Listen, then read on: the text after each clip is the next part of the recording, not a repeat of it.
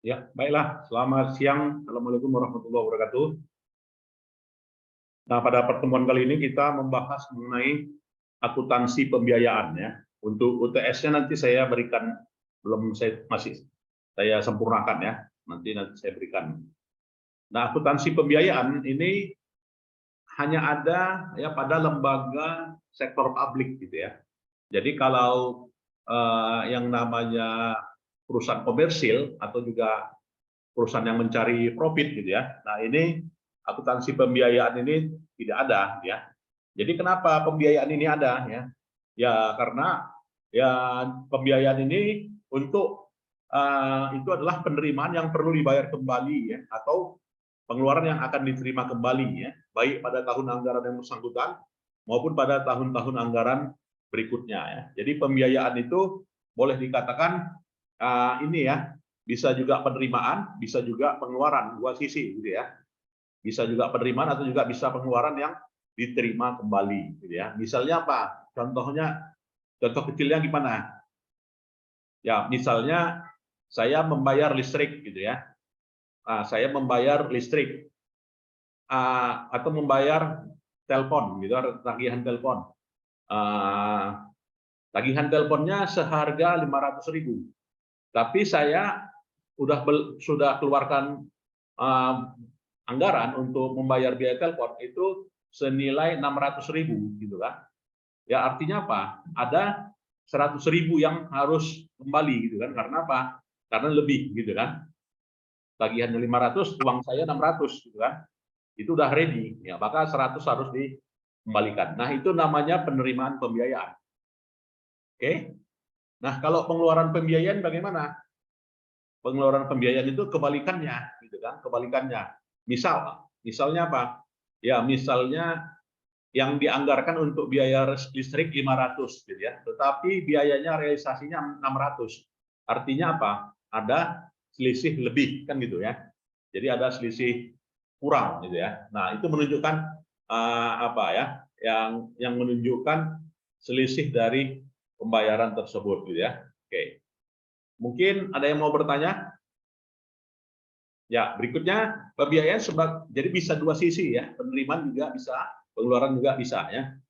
Jadi pembiayaan sebagai bentuk transaksi keuangan baik pemerintah, baik penerimaan maupun pengeluaran yang perlu dibayar ya atau akan diterima kembali dalam penganggaran pemerintah daerah terutama untuk menutupi defisit dan memanfaatkan surplus anggaran. Pembiayaan terdiri dari penerimaan pembiayaan dan pengeluaran pembiayaan. Nah, dua itu ya. Ada di PSAP. Kalau mau soft copy-nya PSAP boleh saya berikan ya. Siapa yang berminat boleh nanti inbox saya ya. Oke. Jadi penerimaan dan pengeluaran pembiayaan ini gitu ya. Itu seperti apa contohnya? Ya, kalau saya contohkan tadi rekening listrik tadi gitu ya. Jadi rekening listrik itu ada yang di apa ya? Ada yang uh, berlebih, ada yang kurang. Nah, jadi kalau yang lebih maka penerimaan pembiayaan. Tapi kalau kurang pengeluaran pembiayaan. Contoh, kalau di sektor publik, ya semua penerimaan rekening kas umum negara yang berasal dari penerimaan pinjaman itu masuk ke penerimaan pembiayaan. Misalnya apa? Pinjam di bank apa ya? Pinjam di bank Mandiri, apa? Pinjam dari ADB ya. Atau penjualan obligasi pemerintah. Ya, penjualan obligasi pemerintah misalnya apa? Ya, misalnya ORI kan gitu, obligasi retail Indonesia, sukuk dijual. Nah, itu. Hasil privatisasi perusahaan negara ya atau juga daerah. Nah, misalnya apa? Hasil privatisasi atau perusahaan negara atau juga daerah misalnya itu apa ya? Diswastakan. Nah, itu ya. Nah, dari itu dapatlah dana gitu kan. Penerimaan kembali pinjaman yang diberikan kepada pihak ketiga atau juga penjualan investasi atau pencairan dana cadangan. Nah, itu juga dia. Sedangkan pengeluaran pembiayaan, ya semua pengeluaran, rekening kas umum, rekening negara atau daerah ya. Misalkan kita dapat pinjaman dari bank. Nah, kalau dia penerimaan pinjaman berarti pihak ketiga berarti kita berutang gitu kan. Maka masuk kepada pos pengeluaran pembiayaan. Penyertaan modal pemerintah, pembayaran kembali pokok pinjaman dan pembentukan dana cadangan ya. Nah, bagaimana dana bergulir? Nah, ini sering ada yang namanya BLT ya kan atau juga pinjaman dana bergulir lah ya. Jadi bantuan yang diberikan kepada kelompok masyarakat yang diniatkan untuk dipungut ditarik kembali oleh pemerintah daerah apabila kegiatannya telah berhasil dan selanjutnya akan digulirkan kembali kepada kelompok masyarakat sebagai dana bergulir. Nah itu ya. Rencana pemberian bantuan untuk kelompok masyarakat yang dicantumkan di APBD dan dikelompokkan pada pengeluaran pembiayaan, yaitu pengeluaran investasi jangka panjang. Ya. Realisasi penerimaan kembali pembiayaan dicatat dan disajikan sebagai penerimaan pembiayaan jangka panjang. Ya. Kalau ada yang mau bertanya boleh ya, silakan. Dan dana bergulir tidak dimasukkan sebagai belanja bantuan sosial. Ya. Pengeluaran dana tersebut disajikan di neraca sebagai investasi jangka panjang, sebagai investasi non permanen. Nah, itu ya. Nah, belanja bantuan sosial adalah diberikan kepada kelompok masyarakat dengan maksud agar kehidupan kelompok masyarakat itu lebih baik, ya. Tidak dimaksudkan untuk diminta kembali lagi oleh pemerintah daerah. Maka rencana pemberian bantuan untuk kelompok masyarakat tersebut dianggarkan di APBD sebagai belanja bantuan sosial. Ya, pengakuan pembiayaan, ya, penerimaan pembiayaan diakui pada saat diterima di rekening kas umum kecuali untuk silpa, ya. Nah, jadi penerimaan pembiayaan itu masuk ke kas, ya. Nah, itu masuk ke kas kembali. Nah, untuk pengeluaran pembiayaan diakui pada saat dikeluarkan. Nah, ini kalau dia pengeluarannya. Nah, pengukuran pembiayaan. Akuntansi penerimaan pembiayaan dilaksanakan berdasarkan azas bruto. Nah, apa itu azas bruto? Ini orang sering azas neto, azas bruto, yaitu seluruh penerimaan bruto tidak mencatat jumlah netonya, ya artinya biaya-biayanya tidak dihitung, ya. Pengeluaran-pengeluarannya tidak dihitung. Jadi akuntansi pengeluaran pembiayaan dilaksanakan sebesar kas yang dikeluarkan. Nah, itu. Nah, bagaimana pengungkapan pembiayaan? Jadi pembiayaan disajikan berdasarkan jenis pembiayaan dalam laporan realisasi anggaran dan rincian lebih lanjut jenis pembiayaan disajikan dalam catatan atas laporan keuangan, ya. Penjelasan sebab-sebab terjadinya perbedaan material antara anggaran dan realisasi sangat dianjurkan untuk diungkapkan dalam catatan atas laporan keuangan, ya. Nah, hal-hal yang perlu diungkapkan antara lain penerimaan dan pengeluaran pembiayaan tahun berkenan setelah tanggal berakhirnya anggarannya. Nah, penjelasan landasan hukum berkenaan dengan penerimaan atau juga pemberian pinjaman, pembentukan pencairan dana cadangan, ya penjualan aset daerah yang dipisahkan, atau juga penyertaan modal pemerintah daerah. Nah, ini konversinya dilakukan ya akibat adanya perbedaan klasifikasi pembiayaan, ya. Oke, ya. Nah, kalau di APBD bagaimana contohnya? Nah, disinilah dia ya. Jadi kalau adik-adik nantinya bertugas menyusun lulus PNS misalnya kan, lantas ditempatkan di bagian di anggaran ya, di bendahara. Nah, maka harus tahu ini gitu ya. Nah, jadi yang namanya pembiayaan di sini ada yang dianggarkan, ada yang realisasi ya. Jadi penerimaan daerah sebesar ini dan pengeluaran ya. Nah, terdapat selisih sebesar 100 juta ya untuk realisasi pencairan dana cadangan dibandingkan anggarannya ya. Selisih ini disebabkan kebutuhan untuk tahun 2012 untuk pembangunan terminal ya. Jadi sebesar 4 juta. Jadi ada misalnya ini dicairkan 500. Ya, realisasinya 400. Berarti ada 100. Masuk kemana nih 100? Saya bisa jawab. Penerimaan pembiayaan atau pengeluaran pembiayaan?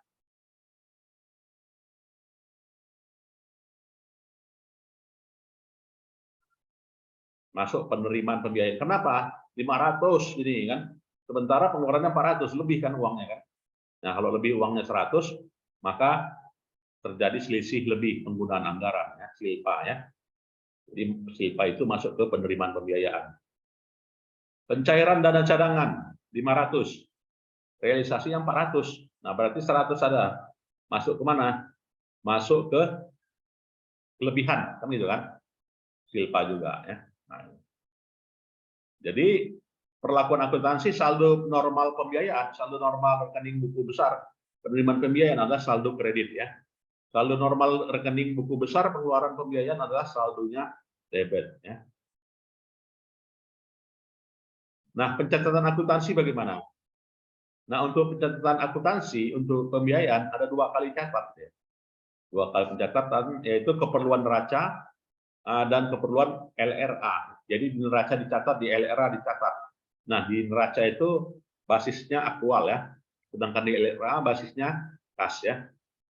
Nah, pencatatan untuk penerimaan pembiayaan diawali pada saat penerimaan pembiayaan diterima ya. Jadi pencatatan untuk keperluan penyusunan LRA adalah silpa bertambah di sebelah debit dan penerimaan pembiayaan bertambah di sebelah kredit ya. Pencatatan untuk keperluan penyusunan neraca adalah kas bertambah di sebelah debit dan jenis sumber pembiayaan bertambah di sebelah kredit. Nah, itu ya. Nah, ini untuk apa ya? Misalnya menggunakan silpa tahun anggaran sebelumnya. Nah, jadi untuk jenis transaksi silpa anggaran sebelumnya, maka dokumennya apa? Ya, Perda Pertanggungjawaban Pelaksanaan APBD ya. Maka lampiran dokumen sumbernya apa? Nota kredit bank. Begitu juga pencairan dana cadangan ya. Jadi pencairan dana cadangan kalau kita diaudit, dari mana dokumen sumbernya? Nota kredit bank ya, dan juga Perda dana cadangan. Dan kopi surat perintah pemindah bukuannya. Hasil penjualan kekayaan daerah yang dipisahkan, bukti penerimaan pembiayaan dan berita acara ya. Penerimaan pinjaman daerah, kalau kita dapat pinjaman misalnya, apakah pinjamannya dari bank dari Jakarta gitu kan, maka apa? Surat bukti terima. Artinya mana bukti transfer sudah diterima. Satu ya. Kemudian bukti penjualannya, obligasi misalnya ya. Maka nota kredit banknya apa ya? Artinya ada bukti penambahan ya terjadinya di bank. Jadi 2 pihak dikonfirmasi. Yang pertama di dinasnya dan yang kedua di banknya ya. Penerimaan kembali pemberian pinjaman ya, surat tanda bukti penerimaan dan bukti transfer ya. Jadi ada nota kredit bank. Kemudian penerimaan piutang daerah ya, adanya surat tanda bukti penerimaan dan juga bukti transfer dan nota kredit bank ya. Nah, kalau pengisian dana cadangan, dari mana itu sumbernya? Dari SPD. Ya, surat apa ya? Surat pencairan. Ya, SP2D ya, namanya ini SP2D. Surat pencairan dan juga SPM ya, surat perintah membayar ya. Jadi SP2D itu adalah surat perintah pencairan dana ya. Jadi surat perintah pencairan dana. Dan juga Perda tentang dana cadangan. Kalau penyertaan modal, misalnya apa? Penyertaan modal, misalnya pemerintah Kabupaten Dairi, gitu kan, menyertakan modal di Bank Sumut, ya kan? Lantas Bank Sumutnya ini ya mendapatkan setoran, gitu kan, dari penambahan modal itu. Apa yang harus diterima oleh Pemda? Yaitu surat perintah pencairan dana SP2D dan juga SPD atau juga SPM. Pembayaran pokok pinjaman ya, surat perintah pencairan dana dan juga SPD atau juga SPM ya. Pemberian pinjaman daerah ya, surat perintah pencairan dana dan juga SPD, SPM atau juga surat perjanjian pinjaman ya. Nah, ini ada contoh ya. Contoh pada tanggal 5 Mei 2012, pemerintah daerah menerima pinjaman jangka panjang dari BPD sebesar 500 juta. Ya. Jurnal saat pencairannya gimana? Otomatis ya kan, uang kasnya bertambah. Ya kan, di sisi lain utang bertambah, gitu ya. Kemudian penyusunan realisasi anggaran, ya pada saat penyusunan realisasi anggaran, ya maka silpanya bertambah ya kan, ya karena kan dapat uang ya, belum digunakan, maka silpa bertambah ya. Dan juga penerimaan pembiayaannya juga bertambah ya di kredit ya. Oke. Tanggal 23 Mei diterbitkan 10.000 lembar obligasi daerah, harganya 5 juta per lembar, pelunasan dalam 10 tahun, bunga 11% fix, dijual dengan diskon 2% ya. Diskon itu diamortisasi dengan metode garis lurus selama 10 tahun. Ya, maka jurnalnya adalah ya kasnya bertambah, utang obligasinya, kemudian diskontonya. Artinya di sini 100 juta ya sebagai bunga ya. Artinya di sini diskonto 2% ya. 2% dari 5 juta dikalikan 1.000 lembar, ya. 5 M, kan gitu kan. Dari 5 itu diskon 2%, ya, maka diskon tuh. Untuk penyusunan RRA, ya maka dampaknya ke Silpa bertambah dan juga penerimaan pembiayaan bertambah, maka penerimaan bertambah letaknya di kredit, ya. Tanggal 29 Februari 2012 dilakukan pencairan dana cadangan. Ya, kasnya bertambah, dana cadangannya berkurang. Ya kan, ini di mana? Di LO, ya kan. Kalau di LRA-nya silpanya bertambah, ya penerimaan pembiayaan cadangannya berkurang, ya. Tanggal 29 Februari pemerintah daerah melakukan penjualan atas investasinya di Bank Pembangunan Daerah 25 juta, ya.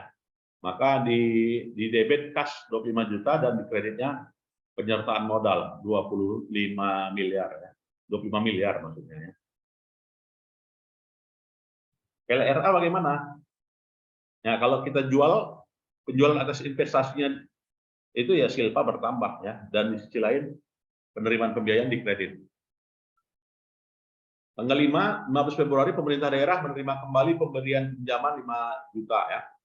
Kas di debit, kreditnya piutang, ya. Untuk penyusunan laporan realisasi anggaran silpanya di debit, kemudian penerimaan pembiayaannya di kredit, ya. Diterima piutang pajak. Nah, bagaimana jurnalnya? Kas bertambah, piutang pajaknya berkurang, kan? Tapi di mana? Di LO, kan itu. Kalau di LRA-nya silpanya bertambah, kan, karena diterima piutang, berarti kan pendapatan, ya. Ya, kalau dia pendapatan dia harus dibelanjakan, maka silpanya bertambah. Penerimaan pembiayaan di kredit, ya. Nah, untuk pengeluaran pembiayaan, nah sama, ya. Tanggal 5 Januari Pemda melunasi pokok utang jangka panjang dari bank. Nah, utangnya berkurang, kasnya berkurang. Ya, karena bayar utang, ya. Maka di LO dicatat laporan operasional, ya. Sementara di LRA adalah pengeluaran pembiayaan di debit, kreditnya silpa. Pada tanggal 15 September pemerintah daerah melakukan penyertaan modal ke PDAM. Penyertaan modal di debit, kreditnya kas, ya. Ini jurnal standarnya nih. Kalau di LRA-nya ya pengeluaran pembiayaan dan kreditnya silpa, ya. Nah, itu. Tanggal 2 Februari Pemda melakukan pengisian dana cadangan sebesar 100 juta, ya. Maka dana cadangannya debit, kasnya di kredit, ya. Nah, untuk penyusunan LRA, maka di debitnya pengeluaran pembiayaan dan di kreditnya silpa. Nah, itulah adik-adik sekalian, ya, berkaitan dengan materi kita ini. Mungkin ada yang mau bertanya, dipersilakan. Silakan.